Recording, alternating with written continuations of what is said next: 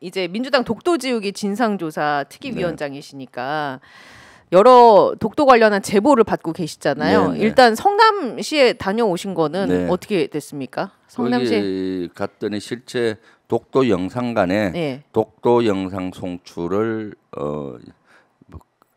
중지했더라고요. 거기 성남에서는 보니까 독도 영상관이 지금 전국에 한 420군데 운영이 되고 있습니다. 네. 독도의 모습을 실시간 이렇게 CCTV처럼 볼 수 있게 영상에서 쏴줘요. 예. KBS 서비스인데 실시간으로. 네. 예, 그럼 거기 파도 치는 것까지 보여요. 예. 이것이 현재 한 420군데 설치돼 있는데 성남에 설치돼 있던 것이 23년 1월부터 이제 중지가 됐어요. 성남에는 시청이 있고 그 밑에 구청이 3군데, 동사무소까지 하면은 한 50여 군데 설치가 돼 있었는데 그 22년 말까지 하고 23년 1월부터는 예산을 끊어버렸더라고요. 그리고 그 브라운관 있잖아요. 예. TV 화면에는 이제 시를 홍보하는 홍보 이런, 영상이 나오고 홍보 있군요. 영상을 틀고 있더라고요. 그래서 이것은 그 독도 영상 그것은 보니까 2011년도에 예. 이재명 대표께서 시장 당시에 울릉도하고 자매 결연을 맺고 울릉도 그때 군수가 옛날 신한국당 이었는데도 불구하고 예. 독도와 울릉도의 중요성을 느끼고 이재명 대표께서 자매 결연을 맺었더라고요. 그리고 그 이듬해는 2012년도에 독도 영상관을 시청하고 구청에 설치해서 했는데. 운영해 보니까 좋아서 네. 그 다음에는 동사무소 예. 전체에 했더라고요. 그래서 한 50여 군데 설치해서 10여 년간 운영을 해왔는데 갑자기? 국민의힘 시장 네. 가 국민의힘 그 시의원들이 요구하고 뭐 이렇게 해서 그 작년 1월부터 송출을 끊어버렸더라고요. 그러니까 이것은 윤석열 정권 들어와서 예. 친일을 넘어서 숭일을 하고 있잖아요. 네. 그래서 알아서 밑에서 다 이런 분위기에 편성해서 이렇게 하고 있다는 걸 확인을 했습니다. 예. 아마 위에서 지시한 것 같지는 않고요. 네. 대통령실이나 뭐 이런 행정부에서 지시한 것 같지는 않고 시장과 국민의힘 시의원들이 알아서 이런 분위기에 편성해서 예. 이때다 싶어서 이제 끊어버린 거죠. 그만큼 독도에 대한 가치를 소홀히 하고 독도소의 의지가 약화됐다고 보이는 거죠. 네. 그렇게 판단하시고. 네, 그래서 다시 송출을 재개하라라고 예. 요구를 했습니다. 네. 자, 그러면은 이제 일본 기시다 총리가 조만간 이제 한국에 와서 윤석열 대통령을 만난다고 하지 않습니까? 네. 그래서 관련 보도들이 나오고 있는데 자민당이요 헌법에 자위대를 명기하는 그런 방안을 내놓는다고 하더라고요. 개헌안을. 그렇죠. 여태까지는 평화헌법을 따라왔지 않습니까? 네, 일본이 예, 전쟁, 무력행사 포기 이런 거를 명시를 했었는데 이거를 깨고 군국주의로 가겠다. 뭐 이렇게 읽어야 됩니까? 이거를 우리가 어떻게 그렇죠. 바라야 됩니까? 평화헌법에 전쟁을 할 수 없는 나라로 돼 있어요. 예, 군도 일본은. 못 보유하고 예. 왜냐하면 2차 세계 대전이 태평양 전쟁이 끝나면서 앞으로 일본은 다시는 제국주의로 가서 네. 다른 나라를 침범하지 못하게 하기 위해서 군을 없애야 되겠다 해서 미국의 강한 의지, 연합국의 의지로 평화헌법을 만들었고 그때 일본이 사정사정해서 군은 보유하지 않고 우리 자체 방어할 수 있는 자위대만 허락을 해달라 해서 한 25만 명 규모로 허락이 됐거든요. 예. 그런데 일본은 끊임없이 전쟁을 할 수 있는 나라를 만들어야 된다. 그래서 평화헌법을 고쳐야 된다라고 계속 문제 제기했는데 일본 국내에서 국민들의 반대가 50% 훨씬 넘어요. 평화헌법을 개정하는 걸. 예. 일본에서도 보수론자들, 극우론자들은 전쟁으로 가는 나라를 만들어야 된다고 해서 평화헌법 개정을 끊임없이 요구했고 그 과정에서 헌법 개정은 못했더라도 법 개정을 많이 했어요. 그러니까 평화유지군으로 가는 PKO 예. 같은 경우도 허락이 됐고 뭐 점점 다른 법으로 네. 그걸 했는데 이번에 자민당에서 이제 거기 자위대를 정식으로 올리겠다는 거 아니에요. 네. 그것은 이제 전쟁할 수 있는 나라로 가는 그런 역할이 되는 거기 때문에 이것을 사실 우리 과거의 진보 보수 정권 모두가 여기에 대해서 대단히 관심을 갖고 못하도록 계속 해왔던 사항들이에요. 그런데 이제 현실화되고 있는 거죠. 그 동안은 미국이 반대했어요. 평화헌법 개정 이런 예. 거를. 근데 2000년 이후부터 미국의 태도가 바뀌었어요. 왜냐 중국이 부상하면서 미국 혼자 중국을 견제할 수 견제하기가 없으니까. 어려우니까 일본의 힘을 키워서 네. 같이 견제를 해야 되겠다 하고 일본의 이해관계와 미국의 이해관계가 일치한 거예요.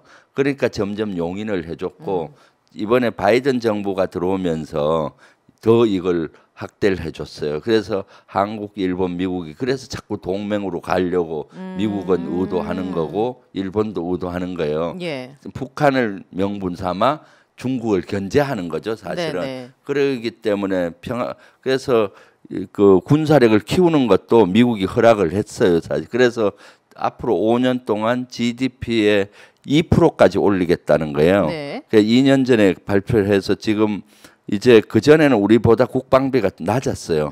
이제 5년이 지나면은 앞으로 한 3년 지나면 우리보다 2배 이상 많아질 거예요.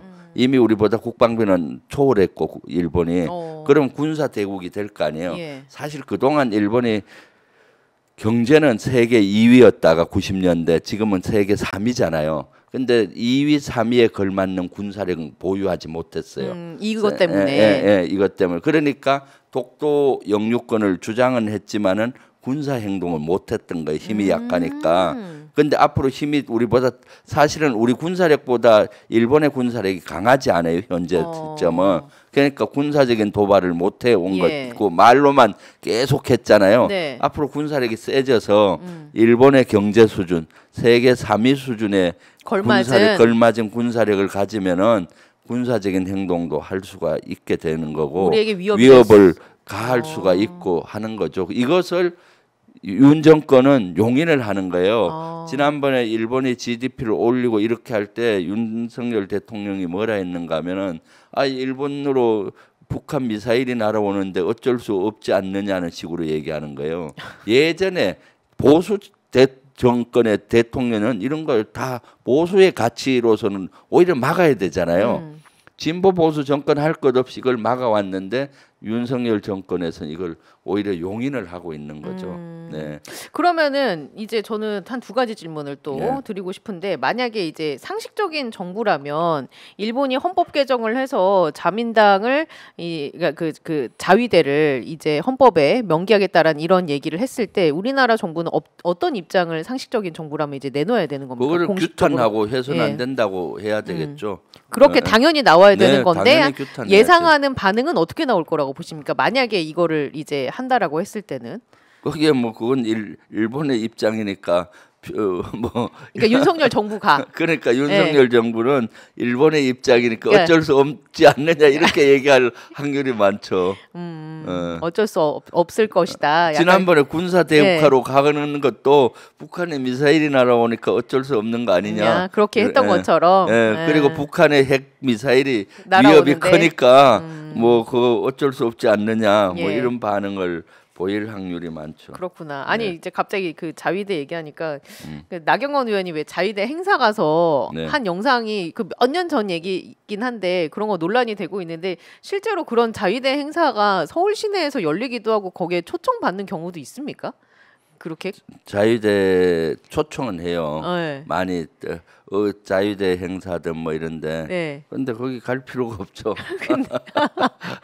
그런데 이제 그 간 영상이 갑자기 그래요? 네, 그 나경원 의원이 그 참석했던 게 아주 이슈였습니다. 아주 좀 오래되긴 했습니다만. 이에 대해서 우리 정부의 반응이 이렇게 된 걸로 나오는데 일본 내 개헌 논의가 평화 헌법의 기본 정신을 존중하고 영내 평화와 안정을 기여하는 방향으로 진행되기를 기대한다고 밝혔다.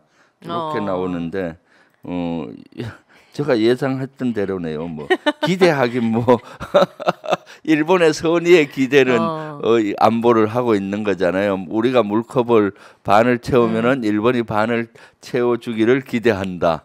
이렇게 하면 안 되죠. 참 태평한 소리 하고 앉아 있는 거죠. 그런 생각이 드신다. 예. 그런 얘기를 해주셨고 사실 제가 군에 있을 때는 현재 위협은 현재 당장 현존 위협은 북한 위협으로 봐요.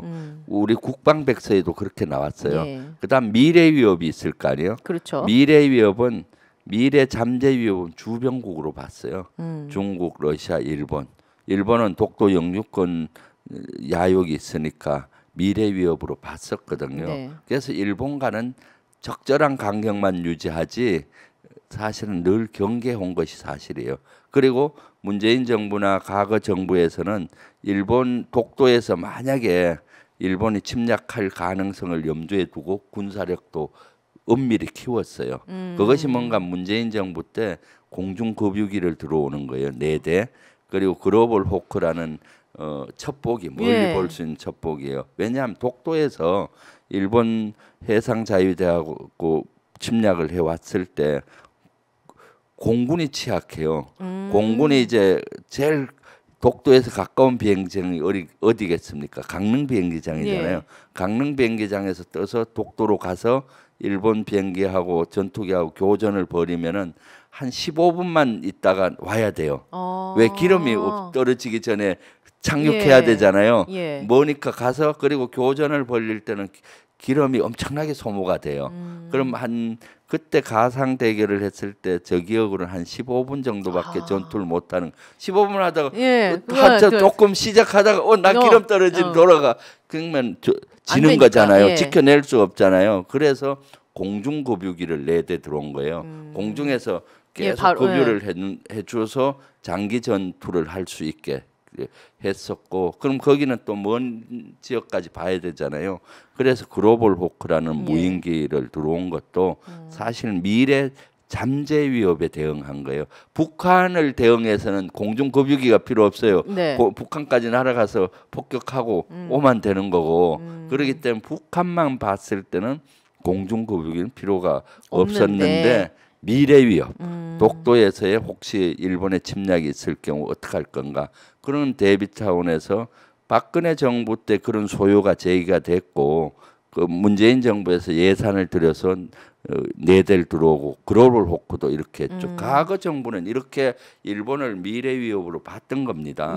그런데 윤석열 정권은 어떻게 돼요? 지금 일본과 동맹으로 가려고 계속 하고 있잖아요. 네, 그것도 아주 저자세로, 낮은 자세로. 그러니까 북한의 핵미사일이 고도화됐다는 명분하에 일본과 이렇게 자꾸 동맹의 길로 접어들고 있는 것이 큰 우려죠. 이것은 사실은 새끼 호랑이를 안방에 들이는 격이에요. 제가 봤을 때. 새끼 호랑이 현재는 위협이 없잖아요. 북한 위협이 있으니까 우리 같이 싸우자 하고 군사 관계를 개선하고 하는데 그럼 나중에 북한 위협이 좀 우리가 평화 시대로 낮아지고 그 일본은 군사 대국화되면은 새끼 호랑이 클 거 아니에요. 그러면 안방 다 차지할 거 아니에요. 그래서 저는 일본과의 동맹은 안 된다. 영토적인 야심이 있는 나라, 역사를 부인하는 나라는 안 된다. 그 영토적인 야심이 있는 나라와 동맹을 맺으면은 새끼 호랑이를 안방에 들이는 격이다. 그 나중에 잠재적인 위협이 실질 위협이 미래 위협이 되는 거죠. 미국하고는 우리 동맹 관계잖아요. 미국은 영토적인 야심은 없어요. 그리고 이제 일단 너무 많이 멀리 떨어져 있기도 하고. 떨어져 있고 본인 미국의 영향력을 확대하는 정도지 영토적인 야심을 갖고 있지는 않아요. 그러니까 동맹으로서 아주 서로 윈윈하면서 우리가 도움을 받기도 하고 서로 하고 있는데 일본은 그렇지가 않죠. 그럼 이건 어떻습니까? 이게 이제 최근에 나온 소식인데요. 한국 일본이 제3국 분쟁 시 국민 대피 협력한다라는 내용의 기사가 나왔더라고요. 기시다가 방한했을 때 서로 양해각서를 체결하겠다 이 얘긴데 일본이 자국민 대피 협력에 대한 각서를 외국과 맺으려고 하는 게 한국이 처음이라고 합니다. 그러면서 한일 관계가 개선이 됐다라면서 니케이에서는 이 보도를 하기도 하고요. 내용을 봤더니요. 이제 이 양해각서 협력을 하면서 서로 분쟁이 생겼을 때 자국민 대피에 있어서 서로 이렇게 수송에 도움을 주기도 하고 이런 내용이 담겨 있는 것 같아요. 이게 주는 의미가 무엇인지 일반 우리 국민들은 잘 모를 수도 있거든요. 이것은 기시다 총리가 왔을 때 보여주기식이에요. 보여주기식. 뭐는 그냥 이유 없이 왔다 가면은 그렇잖아요. 뭔가 있어 보이게 하는 거. 이것은 사실은 지금까지 이런 합의각서 없이도 해왔어요. 늘 해왔던 겁니까? 인도적 지원 분야니까.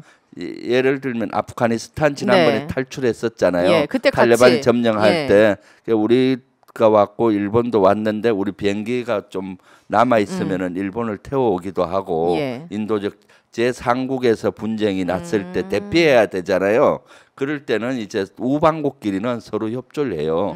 이것은 뭐 그 합의각서 없이 그냥 늘 해왔던 늘 해오는 거예요. 그냥 인도적 지원 우방국끼리는 그냥 하는 겁니다. 제3국에서 예. 대피할 때 그 자리가 남으면 같이 해주고 정보도 네네. 교류하고 서로 하고 있는 거거든요. 그런 건데 기시다가 오니까 뭔가 보여줘야 되잖아요. 예. 저는 보여주기식. 의미 부여할 필요가 없다. 네. 이제 잘 모르는 네. 이제 국민분들이 봤을 때는 이게 뭐지? 약간 네. 좀 그러실 수 있을 것 같아서 네. 우리가 크게 의미 부여할 필요가 없고. 근데 왜냐하면 이제 일본에선 이걸 엄청 띄우는 것 같아요. 그러니까요. 기시다 네. 총리가 와야 되는데 네. 뭔가 명분이 있어야 되잖아요. 명분이 뭐 9월 말에 끝내는 네. 사람이 뭐 졸업휴가 가는 것, 졸업여행 가는 것도 아니고 그러니까 명분을 찾은 것이 기존에 해왔던 걸 그냥 각서를 써서 예. 윤석열 정권이 지금 잘 하는 게 그거예요.